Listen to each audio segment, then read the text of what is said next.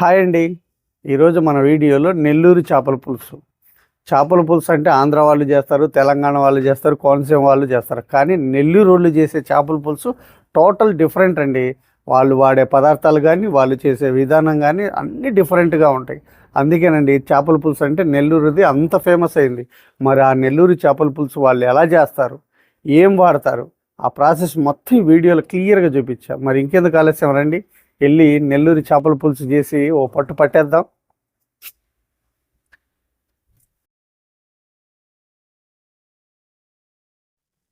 నేను ఒక కేజీ చేప ముక్కలు తీసుకొచ్చానండి.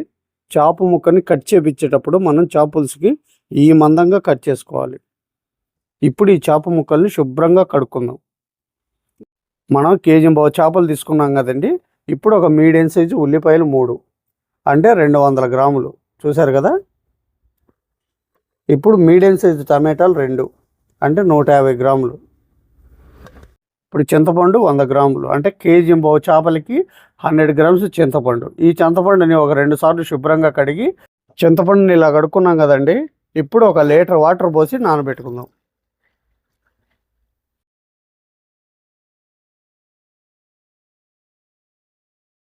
మామూలుగా మనం చేప పులుసు చేస్తే ఉల్లిపాయలని కట్ చేసి తాలింపు వేసుకుంటాం కదా.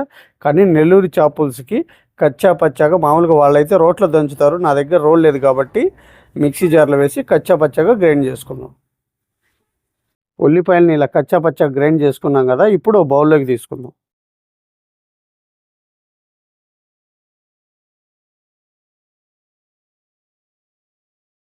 ఇలా కట్ చేసుకున్నాం కదా, వీటిని కూడా కచ్చా పచ్చాగా గ్రైండ్ చేసుకుందాం.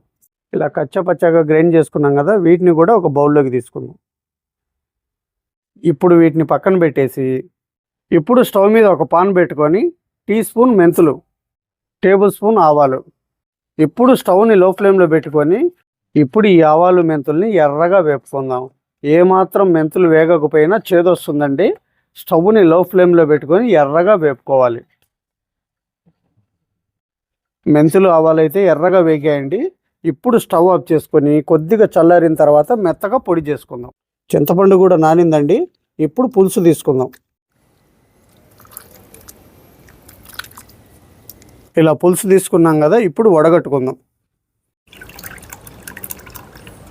మనం ఇలా వడగట్టుకుంటే పిప్పితో పాటు ఏదైనా ఇసుక కానీ ఏదైనా ఉన్నా కూడా మొత్తం క్లియర్ అవుతుందండి. అందుకు కాబట్టి ఇలా వడగట్టుకుంటే మంచిది, మనం తినే వస్తువు కదా.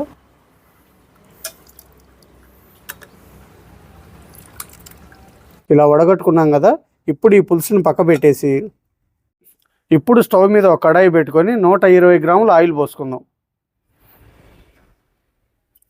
చేప పులుసుకి మన ఆయిల్ ఎక్కువే ఉండాలండి. ఇక్కడ కేజీ చేపలు కాబట్టి నేను 120 గ్రాముల ఆయిల్ తీసుకున్నాను. ఆయిల్ కొద్దిగా వేడైన తర్వాత మనం కచ్చా పచ్చాగా గ్రైండ్ చేసుకుని ఈ ఉల్లిపాయను వేసుకుందాం. ఇందులోనే 2 రెబ్బలు కరివేపాకు. ఇప్పుడు ఈ ఉల్లిపాయ పేస్ట్ని దోరగా వేపుకుందాం. నెల్లూరు చేప పులుసులో అల్లం వెల్లుల్లి పేస్ట్ కానీ, ధనియాల పొళ్ళు కానీ, గరం మసాలాలు కానీ ఇటువంటివి ఏవి వాడరండి. వాళ్ళ టోటల్ ప్రాసెస్ కూడా డిఫరెంట్గా ఉంటుంది. అంటే అలాగని వాళ్ళు ఏదో ఎక్కువ మనం ఏదో తక్కువ అని కాదు. ఆంధ్ర స్టైల్ ఆంధ్రాదే, తెలంగాణ స్టైల్ తెలంగాణదే, కోనసీమ స్టైల్ కోనసీమదే, నెల్లూరుది నెల్లూరు స్టైలే. ఇదండి వాళ్ళ ప్రాసెస్, పక్కాగా చూపిస్తున్నాను మీకు ఈ వీడియోలో. ఉల్లిపాయలని ఇలా వేపుకున్నాం కదా. ఇప్పుడు ఇందులో మనం ముందుగానే కచ్చా పచ్చాగా గ్రైండ్ చేసుకున్న ఈ టమాటా గుజ్జును కూడా వేసుకుందాం. ఇప్పుడు ఈ టమాటాల్లో నీరు ఇంకిపోయి ఆయిల్ పైకి తేలేంత వరకు ఒక 5 నిమిషాలు ఉడికించుకుందాం. చూసారు కదండి, టమాటాల్లో నీరంతా పోయి ఆయిల్ ఇలా పైకి వచ్చింది కదా. ఇప్పుడు టీ స్పూన్ పసుపు, 1.5 టేబుల్ స్పూన్ రాళ్ళ ఉప్పు. ఈ రాళ్ళ ఉప్పు వేసుకుంటేనే ఈ చేపల పులుసుకు రుచి. ఇప్పుడు 4 టేబుల్ స్పూన్లు కారం. ఏందన్నయ్య ఇంత వేస్తున్నారు కారం అనుకుంటారేమో. ఈ చేప పులుసుకి మనం వేసిన పులుసుకి అన్నీ బ్యాలెన్స్ అవ్వాలంటే కాస్త కారం ఎక్కువే ఉండాలి. అప్పుడే చేప పులుసు రుచి. ఇలా వేసుకున్నాం కదా. ఇప్పుడు స్టవ్ని సిమ్లో పెట్టుకొని ఒక 3 నిమిషాలు ఉడికించుకుందాం. 3 నిమిషాలు ఇలా ఫ్రై చేసుకున్నాం కదా. ఇప్పుడు ఇందులో మనం ముందుగానే తీసి పెట్టుకున్న ఈ చింతపండు పులుసుని పోసుకుందాం.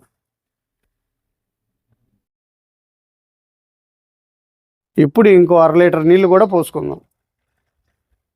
ఇప్పుడు మొత్తం మన చింతపండు పులుసుతో కలిపి మనం 1.5 లీటర్ నీళ్లు పోసాము. ఇప్పుడు మూత పెట్టి స్టవ్ని హై ఫ్లేమ్లో పెట్టుకొని 8 నిమిషాలు మరిగించుకుందాం. 8 నిమిషాలు అయిపోయిందండి.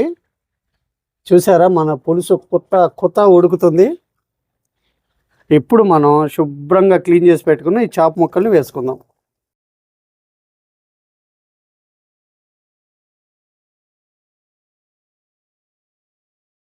ఇలా మొత్తం ఒకదాని మీద ఒకటి ఎక్కకుండా పక్కనే ఇలాగ పేర్చుకోవాలి.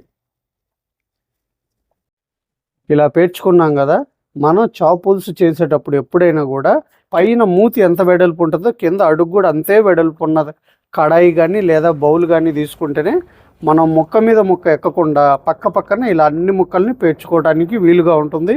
చాప పులుసు కూడా మంచి రుచి వస్తుంది. ముక్కలన్నీ బాగా ఉప్పు కారం పులుపు అన్నీ పీల్చి ఇలా పెట్టుకున్నాం కదా. ఇప్పుడు మూత పెట్టేసి స్టవ్ని హై ఫ్లేమ్లో పెట్టుకొని 5 నిమిషాలు ఉడికించుకుందాం. 5 నిమిషాలు అయిపోయిందండి. మన చేపల పులుసు అయితే కొత్త ఉడుకుతుందండి. ఈ టైంలో గంట పెట్టి కలపకూడదు. ఇలాగ కళాయిని ఇలాగంటూ కలపాలి. అప్పుడు ముక్కలన్నీ సర్దుకుంటాయి. చూశారు కదా, అన్నయ్య ఏదో మర్చిపోయాడు అనుకుంటున్నారా? మర్చిపోలా, ఇదిగో తెచ్చా మామిడికాయ. ఈ సీజన్లో ఈ మామిడికాయ దొరికిద్దండి. నెల్లూరులో అయితే కనుక ఈ మామిడికాయను వాడరు, అంటు మామిడికాయ వాడతారు. ఎందుకంటే అది 90% పుల్లగా 10% మాత్రమే తీయగా ఉంటుంది.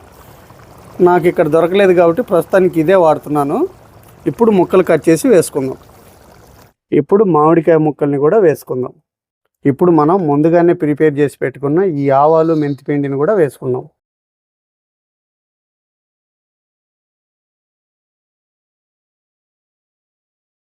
మనం వేసిన ఈ పిండి అంతా గుజ్జులో పట్టాలి కదా.